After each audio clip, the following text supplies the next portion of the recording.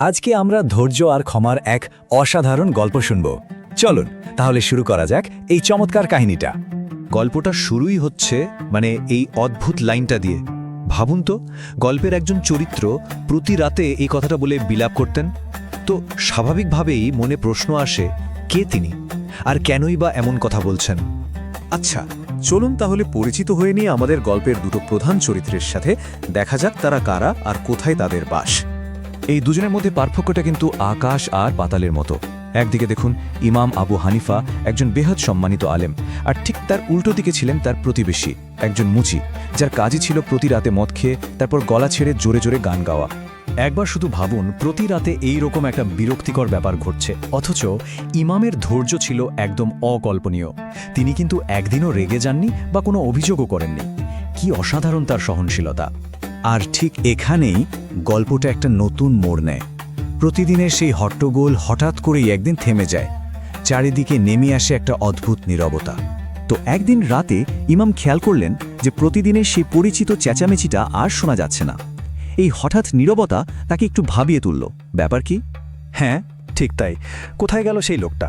তার সেই চিৎকারটা হঠাৎ করে কেন থেমে গেল? সেই রাতের নীরবতার কারণটা অবশেষে জানা গেল। পরদিন সকালে ইমাম খবর পেলেন যে তার সেই প্রতিবেশীকে মাতলামি করার অভিযোগে পুলিশ ধরে নিয়ে গেছে। তো এই খবরটা শোনার পর ইমাম যা করলেন তা ছিল সত্যি বলতে সবার কল্পনার বাইরে। তিনি একদম অপ্রত্যাশিত একটা পদক্ষেপ নিলেন। দেখুন, ইমাম কিন্তু প্রতিবেশীর এই দশায় স্বস্তি পাননি, বরং তিনি এটাকে নিজের দায়িত্ব বলে মনে করলেন। তিনি কি করলেন? সোজা চলে গেলেন গভর্নরের দরবারে আর সেই লোকটার মুক্তির জন্য সুপারিশ করলেন। ভাবা যায় যে লোকটা তাকে প্রতি রাতে বিরক্ত করত, তার জন্যই তিনি লড়ছেন।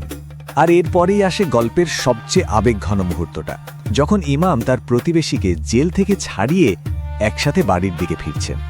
বাড়ির পথে ইমাম খুব শান্তভাবে নরম সুরে লোকটিকে জিজ্ঞেস করলেন, ভাই, আমরা কি আপনাকে ধ্বংস করে দিয়েছি বা নষ্ট করে দিয়েছি? খেয়াল করে দেখুন, এই কথাটা কিন্তু সেই লোকটিরই প্রতি রাতের বিলাপের প্রতিধ্বনি।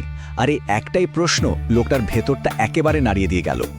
ইমামের এই অবিশ্বাস্য দয়া আর ভালোবাসায় লোকটি একেবারে লজ্জিত হয়ে গেল, অভিভূত হয়ে গেল। আর তার ফল কি হলো? সে শুধু যে মদপানি চিরদিনের জন্য ছেড়ে দিল তাই নয়, বরং সে ইমামের সবচেয়ে কাছের ছাত্রদের একজন হয়ে উঠল। তো চলুন এবার একটু ভেবে দেখা যাক, এই যে এত পুরনো একটা গল্প, এটা আমাদের ঠিক কি শেখায়? কেন এটা আজও এত প্রাসঙ্গিক?